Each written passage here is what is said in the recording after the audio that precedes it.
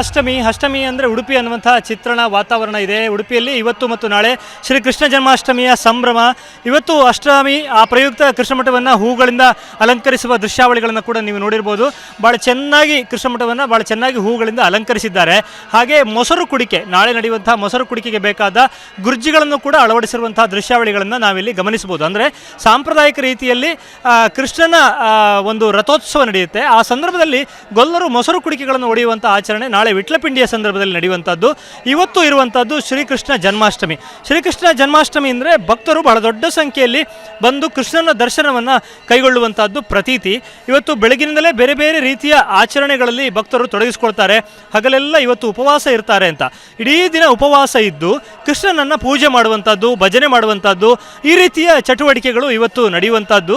ಶ್ರೀಕೃಷ್ಣ ಮಠದಲ್ಲಿ ನಿರಂತರ ಪೂಜೆ ಭಜನೆಗಳು, ಗಂಟೆಗೂ ಬೇರೆ ಬೇರೆ ಪೂಜೆಗಳೆಲ್ಲ ನಡೀತಾ ಇರುತ್ತೆ ಅನ್ನುವಂಥದ್ದು. ಸೊ ಆ ದೃಷ್ಟಿಯಿಂದ ಭಾಳ ದೊಡ್ಡ ಸಂಖ್ಯೆಯಲ್ಲಿ ಭಕ್ತರು ಕೃಷ್ಣ ಮಠಕ್ಕೆ ಬಂದಿರುವಂಥದ್ದು, ಸರದಿಯ ಸಾಲಿನಲ್ಲಿ ಬೆಳಗಿನಿಂದಲೇ ನಿಂತಿರುವಂತಹ ದೃಶ್ಯಾವಳಿಗಳನ್ನು ನಾವಿಲ್ಲಿ ಗಮನಿಸಬಹುದಾಗಿದೆ. ಮಹಾಪೂಜೆ ನಡೆಯುವಂಥ ಸಂದರ್ಭದಲ್ಲಿ ಭಕ್ತರಿಗೆ ದೇವರ ದರ್ಶನಕ್ಕೆ ಹೋಗೋದಕ್ಕೆ ಅವಕಾಶ ಇರುವುದಿಲ್ಲ. ಸೊ ಆ ದೃಷ್ಟಿಯಿಂದ ಎಲ್ಲರೂ ಕೃಷ್ಣನ ದರ್ಶನಕ್ಕೆ ಕಾಯ್ತಾ ಇರುವಂತಹ ದೃಶ್ಯಾವಳಿಗಳನ್ನು ಕೂಡ ನಾವಿಲ್ಲಿ ಗಮನಿಸಬಹುದಾಗಿದೆ.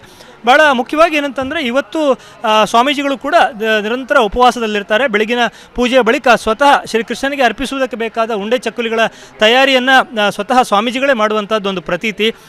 ಅದೇ ರೀತಿ ಮುದ್ದು ಕೃಷ್ಣ ಸ್ಪರ್ಧೆ ಕೂಡ ನಡೆಯುವುದಿರುತ್ತೆ. ಸೊ ಇಡೀ ದಿನ ಬೇರೆ ಬೇರೆ ರೀತಿಯ ಪೂಜೆಗಳು ನಡೆಯುವುದರ ಜೊತೆಗೆ ಉಪವಾಸವನ್ನು ಬಿಡುವುದು, ಅಂದರೆ ರಾತ್ರಿ 12 ಗಂಟೆ 8 ನಿಮಿಷಕ್ಕೆ ಅರ್ಘ್ಯ ಪ್ರದಾನ, ಕೃಷ್ಣನ ಅರ್ಘ್ಯ ಪ್ರದಾನ ನಡೆಯುವಂಥದ್ದು ಆ ಹೊತ್ತಿಗೆ. ಸೊ ಅದಕ್ಕೆ ಪೂರ್ವಭಾವಿಯಾಗಿ ಎಲ್ಲ ಪೂಜೆಗಳಿರುವಂಥದ್ದು.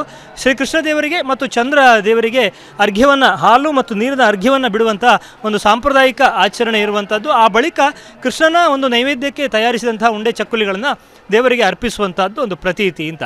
ಸೊ ಇವತ್ತು ಅಷ್ಟಮಿಯ ಆಚರಣೆಗಳಲ್ಲಿ ಬಹಳ ಆಕರ್ಷಕವಾದ್ದು ಅಂದರೆ ಅನೇಕ ವೇಷಧಾರಿಗಳು ಕೂಡ ಇವತ್ತು ತಮ್ಮ ತಮ್ಮ ಊರುಗಳಲ್ಲಿ ವೇಷವನ್ನು ಧರಿಸಿ ಸಂಭ್ರಮಿಸಿದರೆ, ನಾಳೆಯ ದಿನ ವಿಟ್ಲಪಿಂಡಿ ಉತ್ಸವಕ್ಕೆ ಆ ಸಂದರ್ಭದಲ್ಲಿ ಉಡುಪಿಗೆ ಬಂದು ರಥೋತ್ಸವದ ಸಂದರ್ಭದಲ್ಲಿ ವೇಷ ಧರಿಸಿ ಕುಣಿಯುವಂಥದ್ದನ್ನು ಆ ಒಂದು ಪ್ರತೀತಿ ಕೂಡ ಇದೆ. ಸೊ ಅಷ್ಟಮಿಯ ಸಂದರ್ಭದಲ್ಲಿ ದೊಡ್ಡ ಮಾರುಕಟ್ಟೆಯೇ ಉಡುಪಿಗೆ ಬರುತ್ತೆ. ಭಕ್ತರಿಗೆ ಬೇಕಾದಂಥ ಬೇರೆ ಬೇರೆ ವಸ್ತುಗಳ ಖರೀದಿಗೆ ಇಲ್ಲಿ ಅವಕಾಶ ಇರುತ್ತದೆ. ಹೂವು ಬೇರೆ ಬೇರೆ ಘಟ್ಟದ ಮೇಲಿನ ಜಿಲ್ಲೆಗಳಿಂದ ದೊಡ್ಡ ಪ್ರಮಾಣದಲ್ಲಿ ಹೂವಿನ ಮಾರುಕಟ್ಟೆ ಇತ್ಯಾದಿಗಳು ಕೂಡ ಬರುತ್ತೆ ಅನ್ನುವಂಥದ್ದು. ಸೊ ಮೊದಲ ದಿನ ಅಷ್ಟಮಿಯ ಆಚರಣೆ ಆದರೆ, ಎರಡನೇ ದಿನ ವಿಟ್ಲಪಿಂಡಿಯ ಆಚರಣೆ. ವಿಟ್ಲಪಿಂಡಿ ಅಂದರೆ ಕೃಷ್ಣನ ಲೀಲೋತ್ಸವ, ಕೃಷ್ಣನ ಹುಟ್ಟನ್ನು ಸಂಭ್ರಮಿಸುವಂಥ ಒಂದು ಆಚರಣೆ. ಅದು ನಾಳೆಯ ದಿನ ನಡೆಯುತ್ತೆ. ಎಲ್ಲ ವೇಷಧಾರಿಗಳು ಬರುವಂಥದ್ದು, ಬ್ರಹ್ಮರಥದಲ್ಲಿ ಕೃಷ್ಣನ ಇರಿಸಿ ಮಾಡುವಂಥ ಮೆರವಣಿಗೆ ಇರ್ಬೋದು, ಪ್ರತಿಯೊಂದು ಕೂಡ ನೋಡುವ ಒಂದು ಸಂಭ್ರಮವೇ ಬೇರೆ ಅಂತೇಳಿ. ಮತ್ತು ಇವತ್ತೇನು ಉಪವಾಸ ಇರ್ತಾರೆ ಭಕ್ತರೆಲ್ಲ, ನಾಳೆ ಅವರಿಗೆಲ್ಲ ಊಟದ ವ್ಯವಸ್ಥೆ, ಅನ್ನ ಸಂತರ್ಪಣೆ ಭಾಳ ದೊಡ್ಡ ಪ್ರಮಾಣದಲ್ಲಿ ಆಗುತ್ತೆ. ಸಾವಿರಾರು ಭಕ್ತರು ನಾಳೆಯ ದಿನ ಆ ಸಂದರ್ಭದಲ್ಲಿ ಭಾಗವಹಿಸ್ತಾರೆ. ಬರುವಂಥ ಭಕ್ತರಿಗೆಲ್ಲ ಉಂಡೆ ಚಕ್ಕುಲಿಯ ಪ್ರಸಾದವನ್ನು ನೀಡುವಂಥ ಒಂದು ಪ್ರತೀತಿ ಕೂಡ ಇದೆ. ಹೀಗೆ ಬಹಳ ಸಂಭ್ರಮದ 2 ದಿನದ ಆಚರಣೆ. ಆ ನಂತರದಲ್ಲಿ 1 ವಾರಗಳ ಕಾಲ ವಿವಿಧ ಸಾಂಸ್ಕೃತಿಕ ಆಚರಣೆಗಳು ಶ್ರೀಕೃಷ್ಣ ಮಠದಲ್ಲಿ ನಡೆಯುತ್ತೆ ಅಂತ. ಸೊ 2 ದಿನದ ಸಂಭ್ರಮದಲ್ಲಿ ಭಾಗವಹಿಸುವುದಕ್ಕೆ ಲಕ್ಷಾಂತರ ಜನ ಉಡುಪಿಯ ಕಡೆಗೆ ಬರ್ತಾ ಇದ್ದಾರೆ.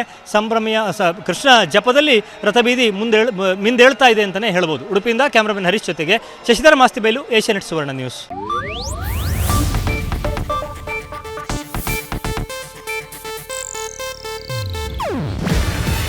ಇದು ಏಷ್ಯಾನೆಟ್ ನ್ಯೂಸ್ ನೆಟ್ವರ್ಕ್ ಪ್ರಸ್ತುತಿ.